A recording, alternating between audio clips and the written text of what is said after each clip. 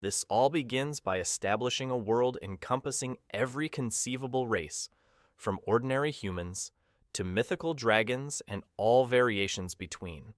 Currently, all races are engaged in conflict against the demonic queen. Nevertheless, despite the combined might of all races arrayed against her, a demonic army led by its queen is readily overwhelming all opposition. The fighting was so bad that humans started giving up.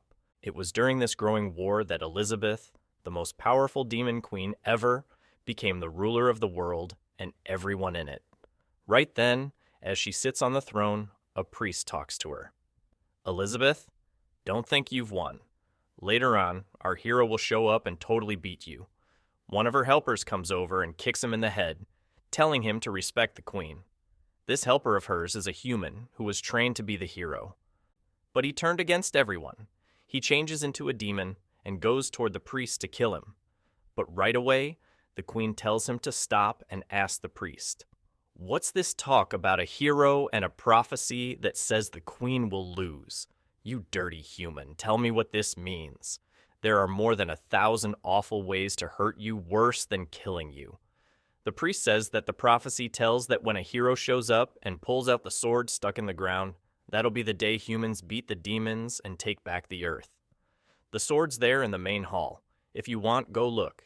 She goes there, stares at the sword, and thinks, when the warrior pulls this out, I'm gonna die. Interesting. We'll see when that happens. Then she gets her whole army ready for when this big hero shows up. A year goes by. Then 2 years go by. Then 3 years go by. 4 years, and there's barely anyone guarding the castle gate anymore. 15 years later, where's the hero who still hasn't shown up? Things in the city have even gone back to normal. Everyone's living together peacefully. Trolls, lizards, humans, elves, all living in peace. And because of this, most people don't even want the hero to come back. They're worried because they know if the hero comes back, there's gonna be a war. Lots of people will die, and they'll have to build everything up again. There's even a group against the hero coming. Nobody wants the hero to show up. In the hall, the queen asks, "Does anyone have any news about this guy who hasn't come to kill me?" The elf tells her she's talked to all the trees, plants, and bugs on the whole planet. Nobody knows where this supposed hero is. The dwarf says he's clueless and can't find anything out. But none of the weapon shops or blacksmiths anywhere have heard of the hero. The trader who's now speaking for humans says he doesn't even think they need to worry about it anymore. The hero probably doesn't stand a chance against the queen now. But the bull demon, who's on his side, warns him. Be careful. The queen isn't afraid of the prophecy. She wants the prophecy to happen. She wants the hero to come here and fight her. You better not talk about it too much because she's been annoyed for 15 years. The elf says, actually, this prophecy is probably fake and this hero doesn't even exist. Just then, the guy who warned the queen about the hero coming to kill her walks in holding a sign from the No Hero Allowed group. The guy looks totally different.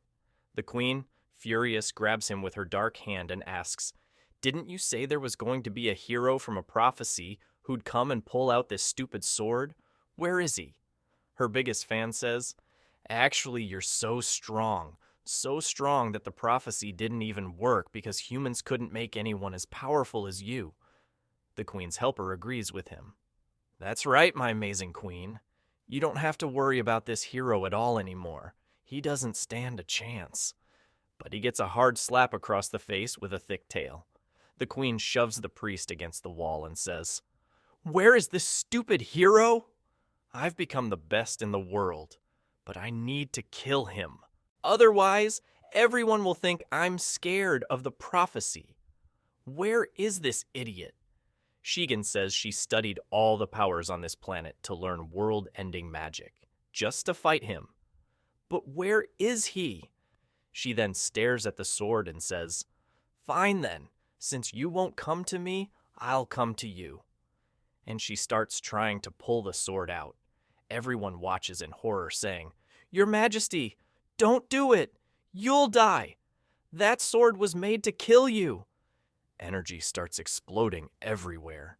The queen is sweating, and everyone starts flying around, having to protect themselves. She uses another burst of power and blows up the whole castle, but she pulls out the sword of prophecy. Who said only the hero could pull this out? Just then, she can feel who the sword is calling to, and she starts looking all over the planet, finally stopping at a little house, a small farm in the middle of nowhere. And she says, "So this is where you've been hiding?" Then she teleports herself there. Her people beg, "Please, your majesty, don't go. Let us serve you, Queen Elizabeth." Then we see what's happening at that little farmhouse. A boy is there calmly wearing a straw hat, wiping sweat off his face and saying, farming is so peaceful. And he really is the legendary hero. We see what his life was like before he was reborn. He was a guy who worked all day and barely had any hobbies. He didn't play video games or read anything. The only thing he liked to do was watch farming videos on his way to work. And he always thought, man, if I could live a life like this, just farming and without any worries, that would be amazing. And then he ended up in this world. The system for beginners taught him basic survival stuff, like using some weapons and how to hunt. And he really liked it. This was the farmer life he always wanted, but then the system started giving him warnings. "Congrats, hero, you finished the beginner stuff. You can start your adventure now." But he thought, why start the adventure? It's so peaceful here on my farm. I don't feel like it. The system said, after you leave the beginner area, you'll meet lots of people. You'll learn skills and magic. You'll learn how to use a sword and get stronger. And when you become the legendary hero, you'll kill the demon queen. Please start your adventure now. But he thought, I don't want to kill the demon queen. Let her be. I just want to stay here and live peacefully. But the system kept saying, no, no, no, you can't do that. The demon queen is eliminating everyone. Please start the adventure. Start the adventure. Every day it kept bothering the main character with this message, but he soon figured out that the system couldn't do anything but complain. So he decided to live there forever. Since it's the beginner village where the hero starts, it has a protective barrier to help people survive at first. So the place can't be found, and time there goes by differently to help the hero get stronger. The days are much longer. He can plant, hunt, make things with metal, and meditate all in the same day. Sure, he still doesn't know anything about swords or magic, but that's not important. He doesn't want to leave anyway. He'll just stay there living his simple, peaceful farming life. But then one day, the system got mad and started yelling at him, saying he was just wasting points on farming stuff. It said that was shameful. It was a disgrace to the system. He was brought there to kill the demon queen. With that, the system broke down and vanished. Since then, he hasn't gotten any more messages, and life became even more peaceful. He's out collecting things another day, saying it's time to eat. He realizes he left his little axe in the forest, so he has to go back. But just then, the sky started getting dark and energy gathered in the air. The main character thought, oh no, not now.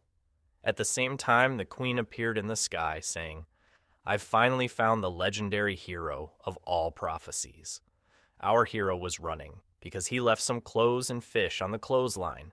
If it rained, everything would get wet and ruined. As he took everything off the line, he felt relieved. Thank goodness I got here in time. If it had rained, my fish would have gotten wet, and my clothes too. I wouldn't even have anything to wear tomorrow. Just then, a mechanical dog next to him starts barking. The main character tells it to go inside because it's going to rain, but the little dog nods, telling him to look up. Our hero thought, what's that up there? The queen, hearing this, gets annoyed. What do you mean by calling me a thing? He realizes she's getting angry and apologizes. I couldn't see very well. You're pretty far away. The queen decides to see if he's really the hero and sends something toward him. When it gets to him, it's the sword. It circles around him and goes right into his hand. So, that proves it, right? He's the hero, but our hero is really scared. He doesn't even want the sword. He tells her, "Take it back. I don't want this thing." The queen, seeing that he doesn't even want the sword, gets annoyed, thinking, is he hiding his real power? I, Elizabeth, the strongest demon queen ever, will destroy you. The main character is terrified and annoyed because the system said it was impossible for anyone to find him there. The little dog keeps barking at the demon queen, and the main character finally understands. Following the prophecy, it was going to happen eventually. So, there's not much else to do. He drops the sword and walks back to his house like he's accepted what's going to happen. I'm going to die anyway, so I'll at least die peacefully in my house. I've never practiced anything. I don't know anything about swords. I don't know any magic, so I'll just lie down in this bed and get blown up. But the queen saw it completely differently. She thought he was saying he didn't even need to defend his house, that his little dog was enough to take her on, and that she should attack him with everything she had. She definitely didn't like that. This annoying hero is so arrogant. She immediately sends a bunch of meteors toward the house. But the little dog starts figuring out her power. It gets ready and fires a bunch of missiles at her, stopping all the meteors.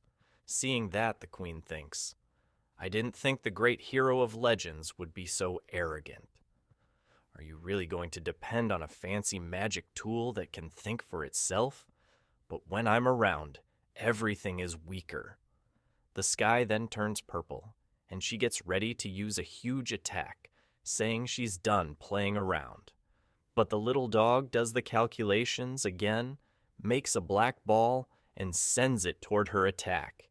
She tells it to stop being disobedient because that attack was supposed to destroy the whole continent. But when the little black ball touches her attack, it turns into a black hole.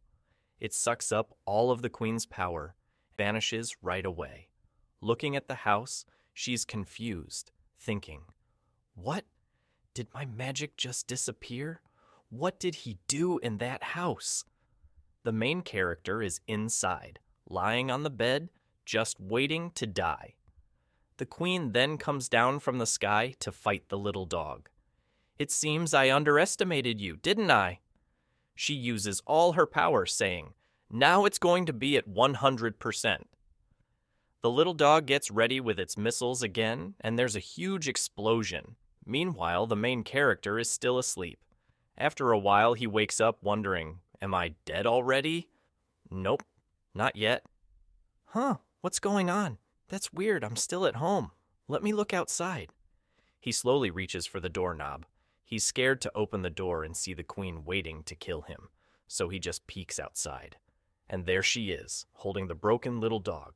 The main character calls the dog's name, and the queen says mockingly, oh, I'm so sorry, but I had to completely destroy this little magical toy you were so proud of. The main character is scared and says, can't we talk about this, queen? The queen answers, of course, right after I kill you. But inside, she's thinking about how unbelievable everything is. How did that little toy make me use all my power? Is this the end for me? And then she faints and falls to the ground. Our hero runs to help her, asking if she's okay. Then her magical armor starts to disappear.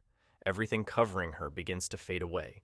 And our hero, of course, gets a nosebleed, like always. Later that night, she wakes up in bed, handcuffed. As soon as she sees this, she thinks, damn it, how did I, the legendary Queen Elizabeth, the strongest of all time, get beaten so easily? And the worst part is, instead of killing me, he just locked me up. He did all this just to show off his power. She tries to break free but can't and thinks, damn it, another amazing magical item I've never even heard of. Just how much power is this legendary hero hiding from me? She looks around, seeing chess pieces and playing cards, and thinks, I've never seen any of this stuff here before.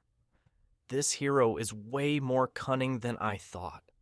I really messed up by underestimating him.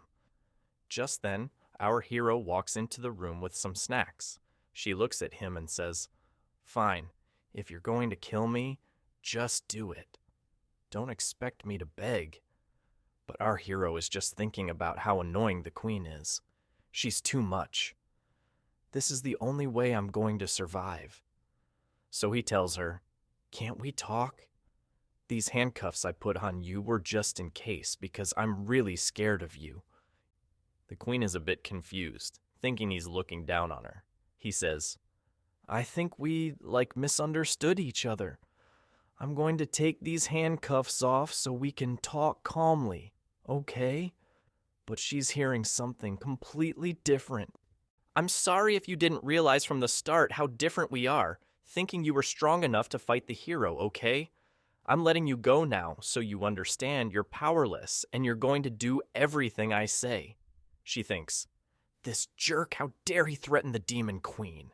He then says, "Okay, I took the handcuffs off to show you I can't do anything to you. Got it? Let's talk." The queen is frustrated. "Damn it, I underestimated him way too much even though I'm so strong. I guess I have to know when I'm beaten, but he'll pay for this arrogance later." Our hero leaves the room, shaking, and says, "Go get some rest now." He looks at us and says, "You're probably wondering why I didn't just kill the demon queen, but I read in books from this world that demon queens always come back to life right after they die. So, if I kill her, she'll just be back. The only way to fix this is to end the conflict for good. There can't be any more fighting between the queen and the hero. If I'm not a threat to her, I can become her friend, and we'll live happily ever after." The crazy hero laughs like the Joker. The queen is just thinking, "Damn it, he's still laughing at me."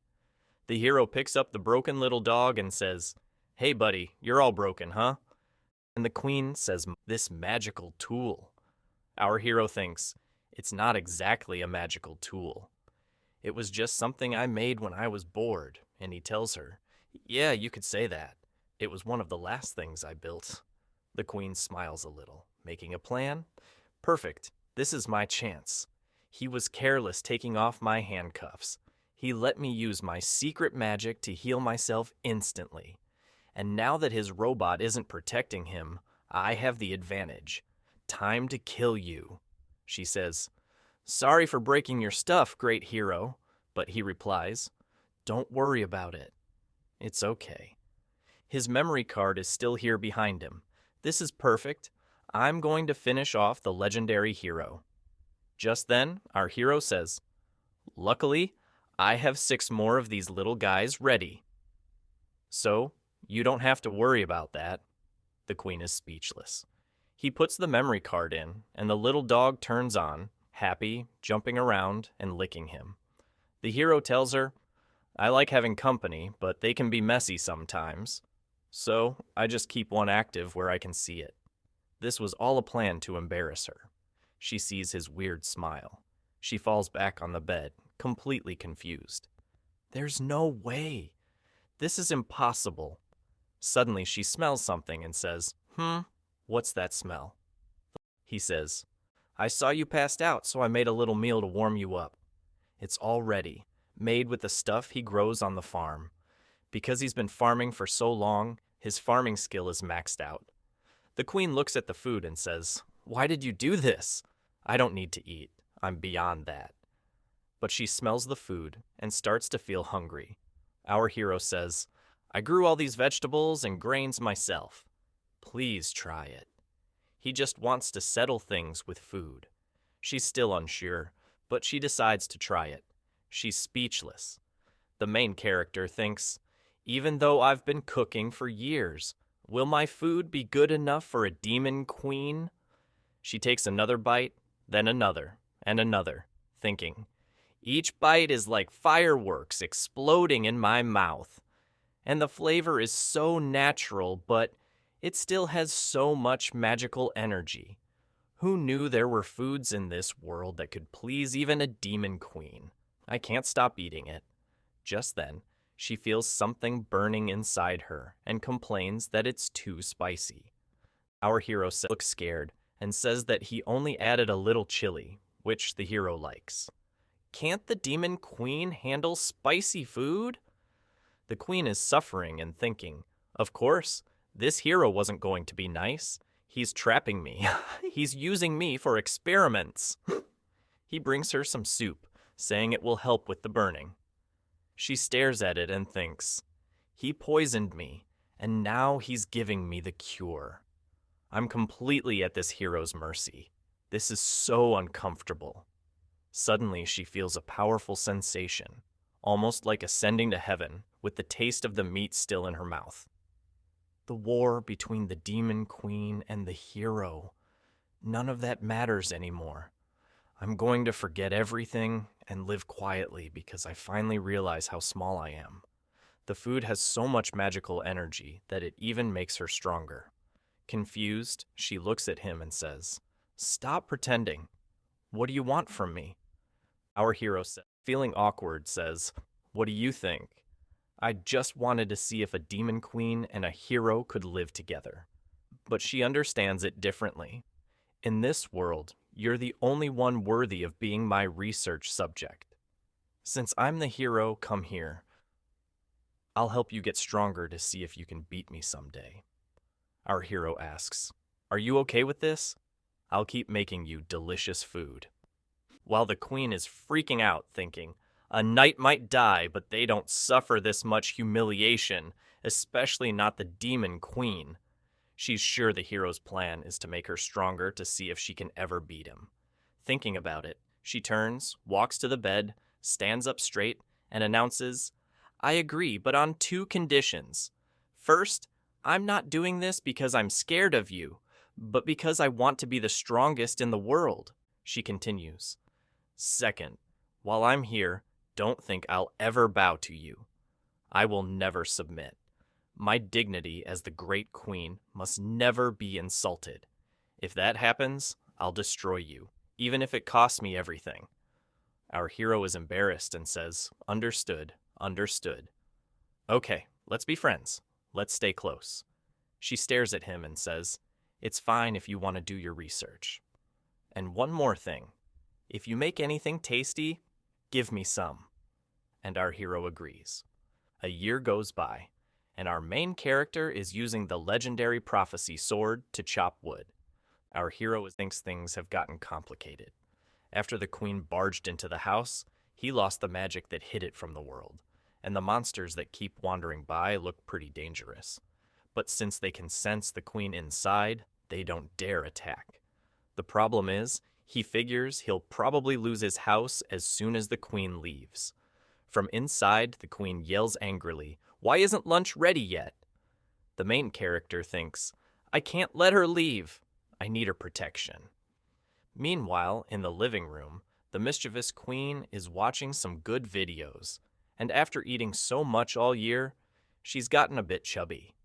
She says, "I'm tired of watching the same stuff.